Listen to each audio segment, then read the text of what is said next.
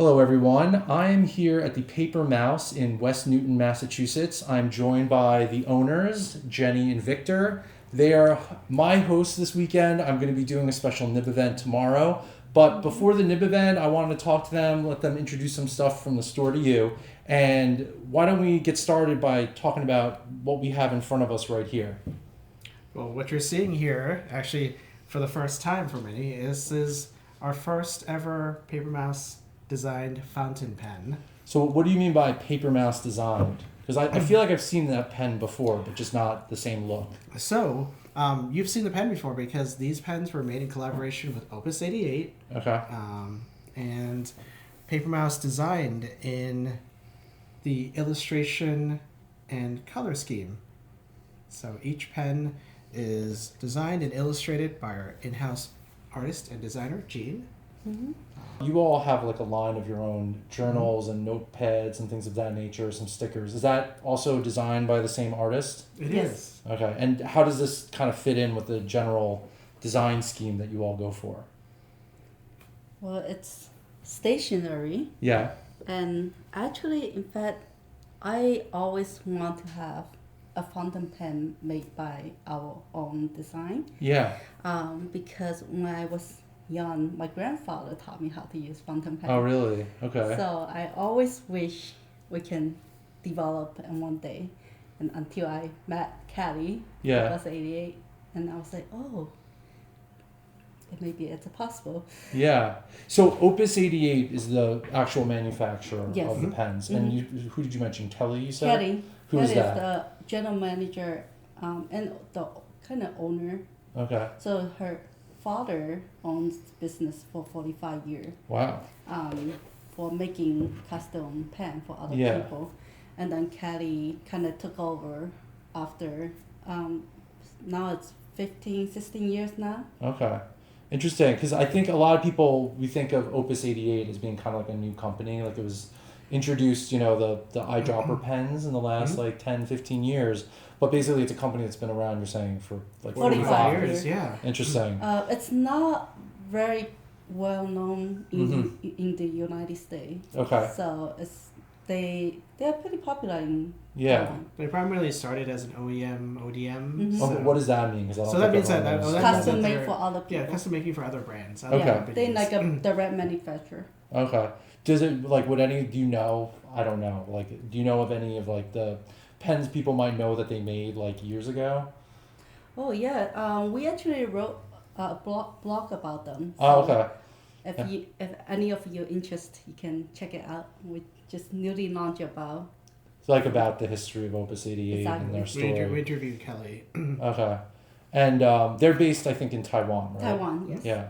So did you choose them for any particular reason, or it sort of just came about? How did you get connected? I know it's on the website perhaps, but just real quick, what was the connection that got made that led to this pen being created? Well, I first met them at a stationery fest Okay. in New York. In Brooklyn. Yeah. Yeah. All right, cool. Yeah. No, they were there. They were my neighbors. I had a Yeah. leak above me, so they were my neighbors for like the first day and a half, but then the leak that kept just like dripping on my table got to be too much, and like the whole tablecloth that they had given me was all wet. So I got moved, and then I was neighbors with Blackwing, which was cool. So I got two different neighbors. It was really awesome, but they were my first neighbors. So they were really nice and very, like, they were trying to help me, but there was just nothing that could be done about the leak. Anyway, you were saying. So when I first, actually before I met her, one of our customers gave me a limited edition Okay. pen in the year of You're the rabbit. You're the rabbit. and Okay. I love it so much. I was like, wow! Like when you see the Yeah. actual person, and then we were like, oh, this is so cool, and it's eyedropper, so it's so much easier to feel the ink, Yeah. and how we have so many ink, so it's easy to interchange. Yeah. So I was like, oh, this is so cool. I really enjoy the pen. So Yeah. I mean, one of the nice things the way they do things is that they make the eyedropper process so easy, right? Because like the traditional eyedroppers were just like the pen parts and you screwed them together, but they put like O-rings on it so you don't have to, use Alright. silicone grease and stuff like that. You can just drop it into water or some other place to clean it. You know, it's very convenient the way they do this. You might be wondering, what do we mean by Japanese eyedropper? A number of vintage pens from Japan were designed to be eyedroppers, meaning to fill the pen, you had to unscrew the section like I'm doing here, and using a pipette or some sort of eyedropper, you would drop ink into the opening of the barrel, thus filling the entire barrel as your ink supply. And then you would replace the section and use the pen. Now, the Japanese style eyedropper is a bit different than the eyedroppers you tend to see today. What it included was a valve system, which you see inside the barrel and is operated by moving this rod back and forth. At the front of the rod, there is a shaped piece of ebonite that is going to mate into this end of the section here. So when the pen is closed, like so, the valve closes off the ink supply into the section, which will prevent leaking out the nib and feed. Because back in the old days, one of the challenges was that the feeds themselves were not that complicated. So that is the vintage Japanese style eyedropper. Opus 88 is one of the only companies to recreate the Japanese eyedropper pens and to recreate them really well. So the pens are usually really well made, they feel good, they're made out of high quality acrylics, sometimes there's some other materials that get used. Usually there's some element that you can actually see through the pen, they're on the larger size, and they utilize Yovo nibs that are pretty reliable. The other thing that they do that is an improvement over the vintage versions is simply that they use O-rings throughout the pen to seal the pen rather than cork or something in the back and some sort of lubricant in the front. But other than that, in every other way, they're identical in design to the vintage antecedents. So as you can see, the bottom of the section has this rounded indentation in there that this seal head is going to mate into when it is closed. So when you've got the pen filled, there's an O-ring here that seals these threads from leaking, and in the back there's O-rings, I believe. And so when you want to open up the valve, you simply unscrew a little bit, it retracts this seal head, ink can then enter into the section, it goes into the unit, and you can write. It's very simple, it's very fun, and Opus 88 does it really well. Now back to the video. Yeah. The other reason why, what was compelling about working with Opus, as you see, so like Jenny mentioned, she got this limited edition pen that had this really cute bunny illustration on it. Yeah. And that's when, I thought, wow, one thing about the paper mouse is about the really cute illustrations that we have. Yeah. And, a lot of fountain pen companies might be, about the materials, about different color schemes and finishes, but it was really nice to see a pen company that had beautiful printing on it. And we thought if they could have a cute bunny, we could have a cute mouse. And that's when we really started thinking about how we could get our own design on an Opus pen. Our minds. Yeah, it started the process. Okay. So, sorry, you said you got the pen before you met Kelly. Mm-hmm. And then you met Kelly At the Stationery station Fest. And then that is what led to a conversation that's led us here today, essentially. Exactly. Yeah. So I also love how they can interchange the nibs so easily, and also the vacuum seal was a big help when we traveled to Japan. Yeah. That's the only pen they nick. Yeah. No, I mean, when I travel, I tend to take only pens that have like that valve system that prevent it from burping on the plane. Mm-hmm. And it's usually Opus 88 because they're probably the best maker of that at this point. And it holds a lot of ink. Yeah, it holds a lot of ink. And they do, these, I don't think people can see it right now, but at least with the darker blue one, it's actually translucent plastic behind the illustration. Yeah, is that also true of the green? Yes, the green actually is just green translucent. Okay. Yeah, I mean, it's really cool. So, can you tell us a little bit about like what inspired the designs that are actually on it? I know you mentioned that, if they had a rabbit, you could have a mouse. I guess maybe tell us a little bit about where the mouse plays into things, and then what the idea was for the specific designs here.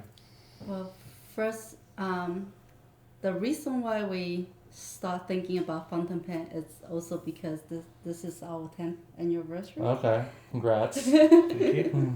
I'll be back for that too. Anyway, yeah, go on. So we thought, fountain pen, and then the Yusari notebook is not here, but So there'll be a Yusari notebook that goes with this, or separate, but for the 10th anniversary. Or the 10th anniversary. Yes. Okay. Yusari paper is, excellent fountain pen friendly paper. So You all offer like notebooks, you offer stickers, and they all kind of have like a motif designed around the paper mouse, right? Yeah. So like, how do these pens fit in with those other products?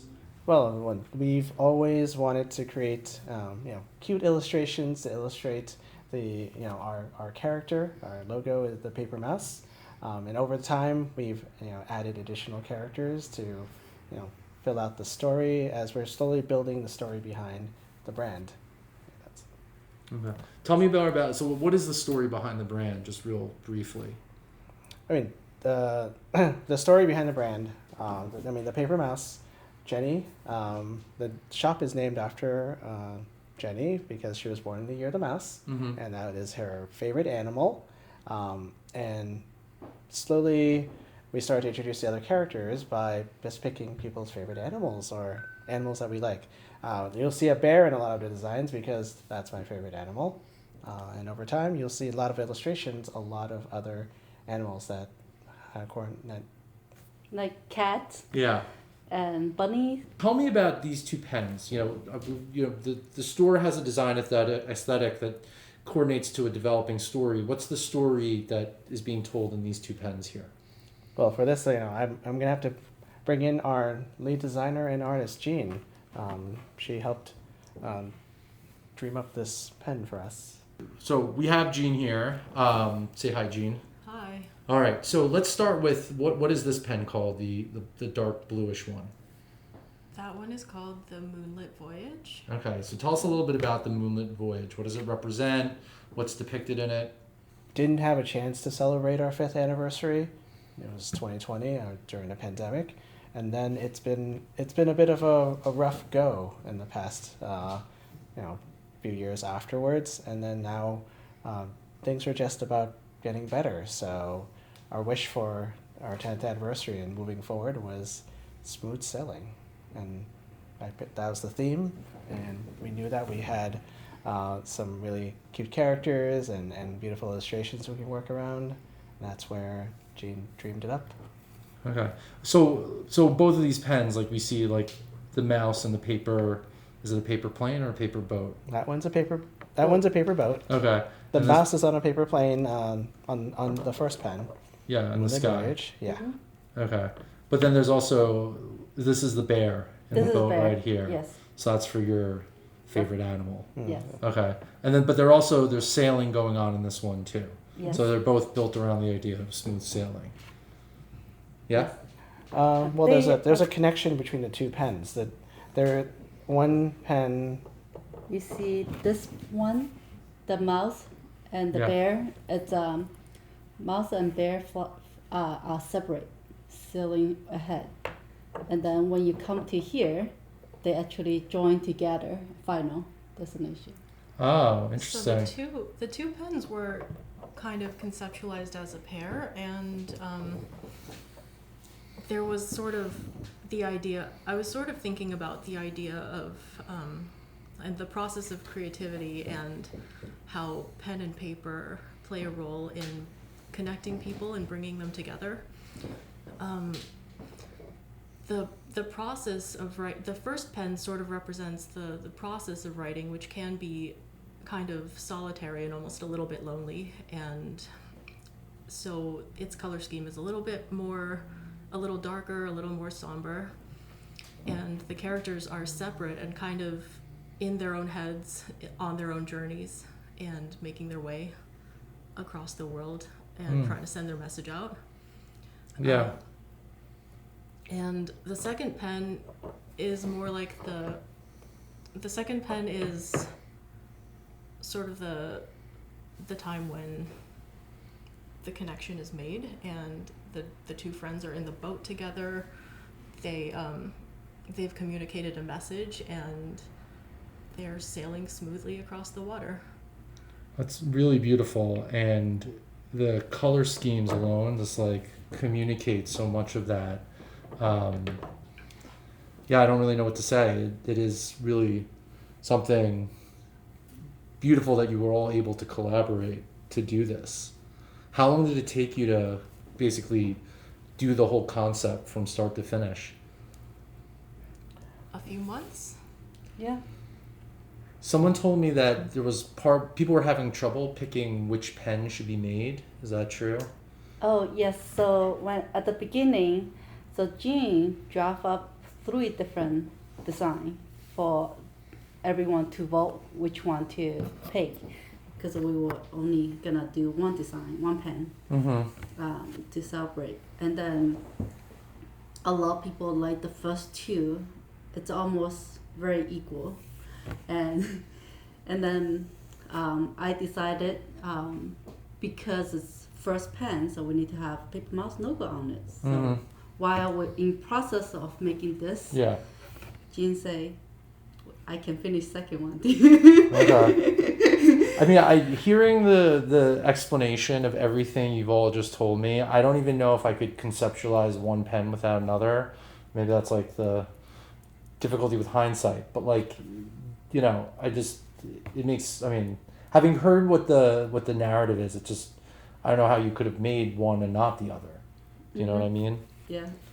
That's why it didn't take us very long. Once we saw the first pen, the sample of the first pen. And Opus say they did a good job. Yeah. Narrow it. Yeah, no, I mean that, obviously people are looking at this right now on the screen, but like, I mean, it is extremely detailed, and you have a lot of different colors, tones. Some are metallic, some are more matte finished, glossy. I mean, there is a lot going on these pens. I think initially I didn't really talk about the idea behind the pens, so that was how it could have been done separately. Is I kind of had the idea in my head earlier on, but if we were only making one pen, it's just a pen that I tried to make look interesting. Yeah. Well, but talking about smooth sailing, like looking at it, right? I mean, there's like a journey that takes place, and I don't know if there's like, could it be explained to folks any other way? I think you have it on the website if people want to read more. But I did not read your website, and just being able to hear it from you all, like it seems so much more interesting. And I had seen these earlier today, and I said to myself, oh, I mean, they're really beautiful. And like one's got these beautiful dark tones, sort of like a dreamscape, and one has like this really super happy, positive vibe to it. And so I like connected on my own, but then hearing the explanation of how this all came together, I think just builds out like a really, really like interesting narrative, which you don't usually get from pens, because I guess people are not designing them so cohesively. But anyway, that's just my view. For the reason, to make this pen meaningful for our 10th anniversary, for the shop's 10th anniversary, we did feel that having it have a story, and in a way, it actually kind of reflects the story of the shop. Yeah. We went through, during the pandemic, we went through months wondering if we'd be able to still be open. Yeah. And we had to endure recovery and years of getting back the lost time. And to where we are now, it's very different. We managed to, through the difficult times, we rebranded, we pivoted our business, and now we have a brand that is recognized by many people around the country and the world, and it's really been a team effort that we've been able to get this far. And we wanted these pens to also reflect that journey. All right. Interesting. Well, it's quite a celebration for the whole team. If I can geek out on something else with this for a second. So these are all, these are the Opus 88, like they call them the pocket pens, like that's like the standard Correct. thing, right? And they come with number 5 nibs, right? Yes. So my understanding is that you have basic number 5 nibs available for these, but then you're going to have specialty nibs on top of it. Yes. All right. So tell us a little bit about the specialty nibs and what those are going to be. I think it started as because I love writing small. Okay. So when I first learned about posting nib from Pilot, Okay. I was so excited because it's so smooth and for like finer than extra fine, but it's very smooth, not scratchy, and I was so hooked. But the pen is so expensive. Yeah. It's like not everyone can afford to get that, and plus they don't make any other color. It's just black. Yeah. So we got a lot of feedback from customers. It's like, oh, I wish it's pretty pen. Yeah. With posting nib on it. Yeah. So when we have our own, and it's so pretty, I think it deserves to have some custom nib. Yeah. So we asked Kirk to when he was here, can you do some custom nib for? At the beginning, we asked. Well, first is this is before we even had the concepts for the pens, but we just knew that again we wanted something special to celebrate the anniversary. In the beginning, it just started off as we wanted our own branded nibs. Yeah. With a logo, with our logo on it, but then obviously seeing Nibmeisters at work, and again, Jenny likes really fine nibs. I actually like kind of like medium, kind of like the Esterbrook Journaler, kind of like the Cursive Smooth Italics, like something that it's medium, but it gives you some line variation because I feel it makes my handwriting look nicer. And then, so even that between Jenny and I, we're like two totally different audiences. Yeah. And then there's also the creatives, that would like something with a larger nib. So when we approached Kirk about doing some nibs, we thought about that. We thought about what are our shop's what are our shop's target audiences, and we've got those that really love super fine nibs. We've got those that journal a lot and like to write and like to play with inks, and then we've got artists and creatives. So we asked Kirk if he could make 3 different custom grind nibs for us. As Jenny mentioned, one of them is a posting nib that is for the extra fine lovers, ultra fine lovers. Very dedicated people.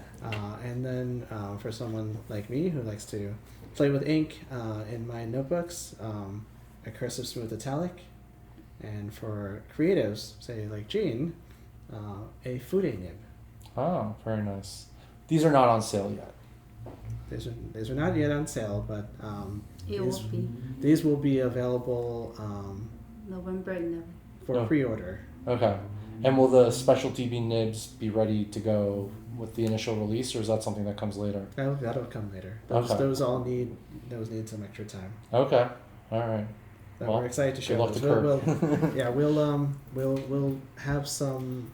We'll have some samples. Yeah. Soon, and we'll have samples at our launch. Okay. So people can play with it and try it. Yeah. And they can choose to decide if they'd like to add on a custom nib. That's great. So, in every way, you've tried to kind of engineer this to reflect as much of you all and the store and the team as possible, which is really, really nice. We are looking at now, right, these are 2 of your notebooks that one is available, one will be available, right? So this one, the Logical Prime, who makes this notebook for you? It's a Japanese brand called Nakabayashi. Yeah. They're well known for not only this line of notebooks, but they're also the printers and makers of the Hobonichi Techo planners. Interesting. And what is the design that is on the face of this notebook? this design is called Fly Me to the Moon. And again, we're playing off the fact that we've got our mouse on a paper airplane. Mm-hmm. So he's traveling the world, and he's journeying around on his adventures. And that notebook, although it was launched for our anniversary, our 9th anniversary, just last year, and the pen, as you were showing, Moonlit Voyage was actually originally envisioned as a pairing for this notebook. Okay. So that's available now if someone wanted it. Upon watching this video, they love it, they can order it from you immediately. All right. Tell us about this other notebook you have right here. Well, this notebook, good news is it will be available during our birthday date. Which is what? The 22nd. 22nd. All right. Yeah. Okay. All right. So this will be available the 22nd, and this is a more premium paper than what's in here, right? Yes. And this is a blank. It's great for sketching, and it lay flat. It lay flat on every single page. So, which is great for drawing. All right. So this is one that's actually been used that we're looking at, right? This is Jean's sketches. Yep. Would you say? Yep. Cool.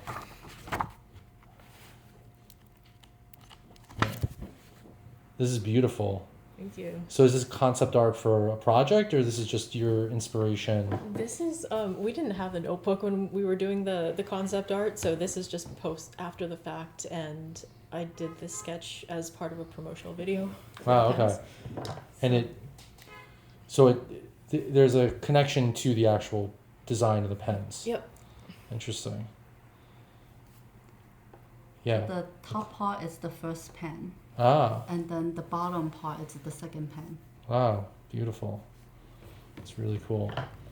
Thank you. Really, really beautiful. So the cover of the notebook, this one in particular, is sort of special in itself too, right? Mm-hmm. So tell me about that.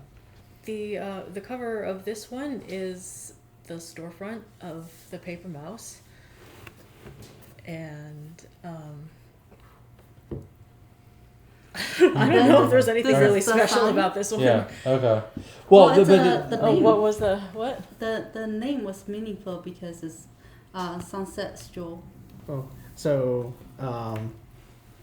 this second notebook, we had decided, because we wanted to launch it with a fountain pen, we wanted it to be a premium paper notebook, and the Yusari line made by Nakabayashi, it definitely fit the bill. Now, the fun part is in this design, it's a feature of our storefront, which is here, which is right there with our mouse, and to for that part to celebrate our shop, but to also celebrate our collaboration with Nakabayashi. So Yusari means sunset in Japanese. So Jean incorporated that design into like up here. Yeah, into the sky, and that's why this notebook is named Sunset Stroll. Ah, okay. So because the mouse is strolling at sunset, having made a purchase, it looks Yes. like. Okay, all right. He's a- Fountain pen or just journals? Oh, everything. Everything. Okay. Stationary. All right. It interesting. Any significance to the hot air balloon, or just something to add to the feeling?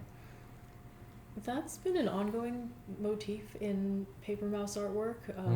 It's just something that I guess Jenny likes a lot, and we've featured hot air balloons in a lot of the in the previous paintings because it kind of has a sense of levity and fun. And Yeah. That's really interesting. One of my dream, one day I will be in it. Oh yeah. Okay. You should do just a notebook with you and in a hot air balloon. Around the Big world, smile. around the world in 80 days. Yeah. Yeah. Yeah. And also, I don't know, I never told anyone, but every time when Jean draws something, I would say, how about add a bird? I have noticed that you've been doing that a lot, and I don't know the reason behind it, but I like birds, so I don't mind adding birds. So I feel bird give you the feeling of freedom and like peaceful and freedom at the same time. So it gives life to something that it's still. The drawing is very still, but the bird adds life. Yeah. Yeah. There's like a dynamism that it communicates. So you see the bird following the mouse, and then the bird on top, Yeah. the roof here, which in reality, our shop roof always have a bird on top, and then we got a lot of bird poop. There used to be birds living in the roof of the shop, so they would come out and occasionally gift our customers some some gifts. some items. Well, I guess Drop shipping. so. We're celebrating that era. We're celebrating that era has ended. Also, I guess, right? Like we've moved on from that. Really interesting. So, is this the location you've always been in as long as you've had the shop? That's the original location, so that's what makes this meaningful for the notebook anniversary cover. Yeah, and you were there, and you've been there since now 2015. Yes. Correct. Wow. November 2015. And this is the Saturday before Thanksgiving. That's when we opened. Yeah. And that's why every year the Saturday before Thanksgiving is when we celebrate our anniversary. Wow. And when you opened it, did you have a vision that you wanted, like we're standing in the atelier now, did you know you wanted something, or that something just all came about at some point? This space, atelier, atelier means workshop. Yeah. And that's something that came through after we opened the shop. After opening, we met a lot of customers who came in, and after seeing the various writing tools and art supplies and papers, they asked how to use them, like if there's any classes to teach how to use them. So when a space became available, it wasn't attached to our shop. I mean, we're actually a few doors away from the shop here, but close enough. And we thought that would be a nice way to connect, our shop with an event space that did workshops around how to use the various supplies that we offer in the shop. Interesting. So after being in business for 10 years, what do you think what's the big takeaway you have now about the experience of running like a stationery shop? Because I always think if there's certain businesses that people like me who have we'll call it a white collar job, something like not that fun. You're in an office, you're on email, you're on Zoom meetings, whatever. I always think people want to open like a bakery, some sort of like barbecue joint if you're a man, or mostly men, but sometimes women. And then, for us in the stationery world, the goal, right, is to open a stationery shop. So having actually accomplished that, what would you say to people about having that lived experience? I will interject one little thing. Yeah. There's a surprisingly high amount of email and meetings and Zoom, even in a stationery store. So it's not the greener pastures people imagine. no. It is somewhat, but it's also a lot of email.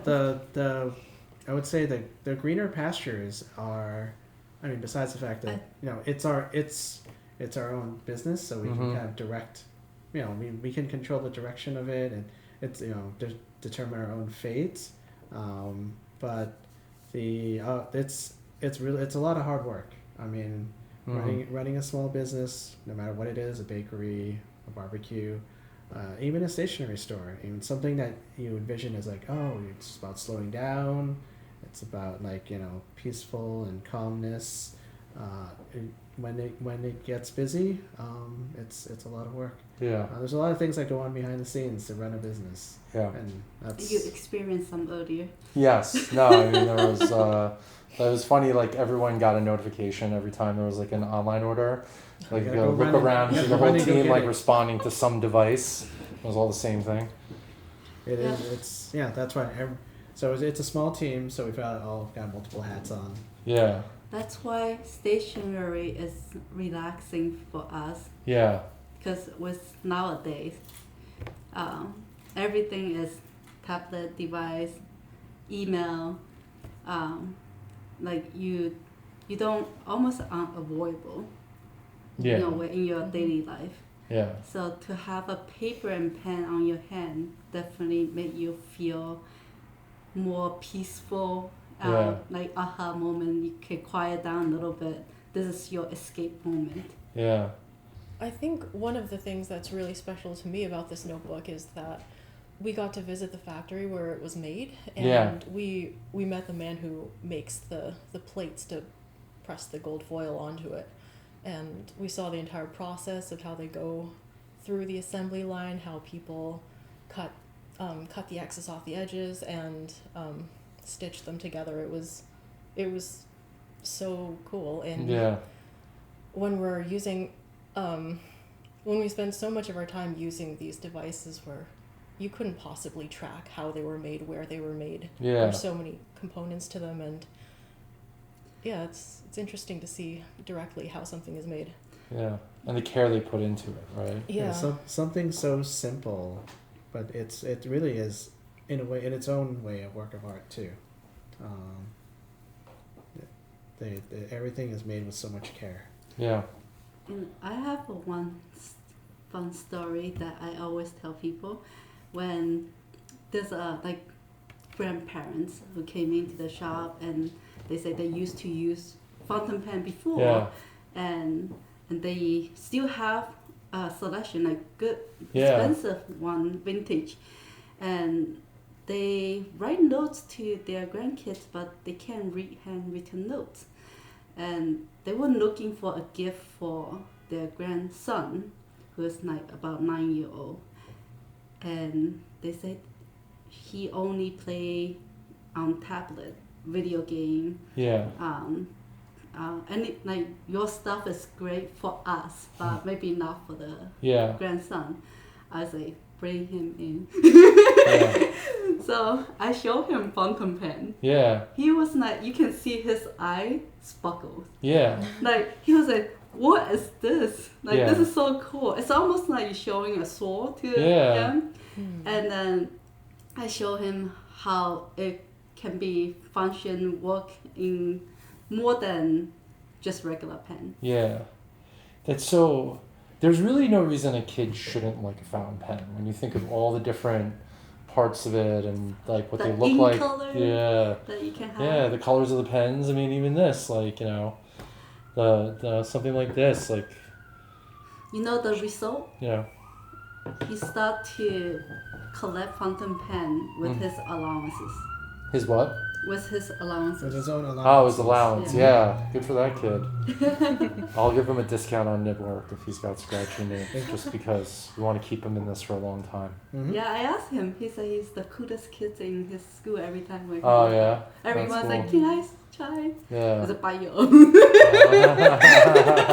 Get your own. Funny. And that's a feeling that when we created the shop, we wanted the experience of it. It's a very tactile experience to use paper and pen. So we welcome everyone to try out everything in the store, and even children. That's why we have a lot of children who enjoy using nice pens and fountain pens.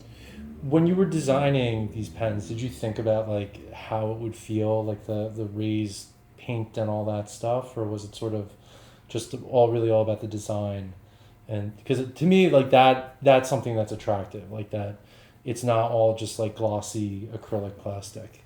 That was kind of a happy accident. When we started, we had no experience in this area whatsoever. We'd never printed on a pen or done this sort of printing at all.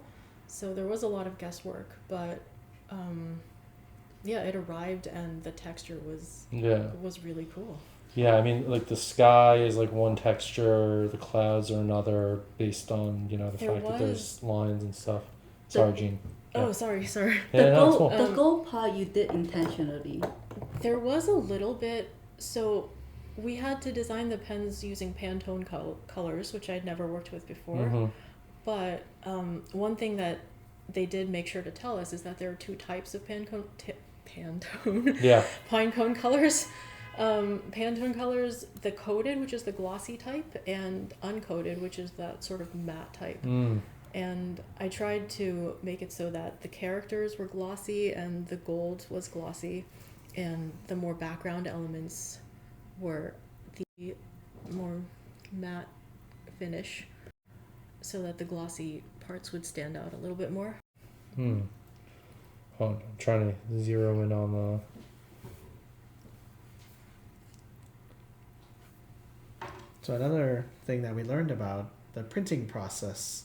So some of the texture that you feel on the pen are actually the different layers of colors as they're printed on. So they're printed on one color, one layer at a time. So depending on when in the process, it's like if it's in the background, that layer is down, and as you add up on top of it, that's what you're starting to feel, that texture. Like the lines, you'll definitely feel because that's the last, in most cases, the last piece that that went down, last color that went down.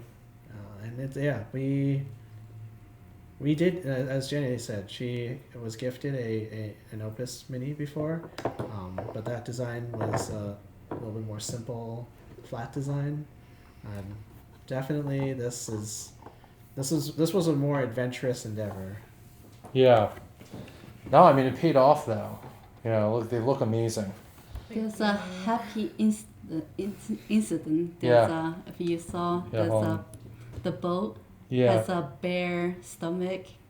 Bends out a little bit. Yes, the belly of the bear actually showed he's had a few too many salmon sashimi, and his belly is pushing out the paper airplane.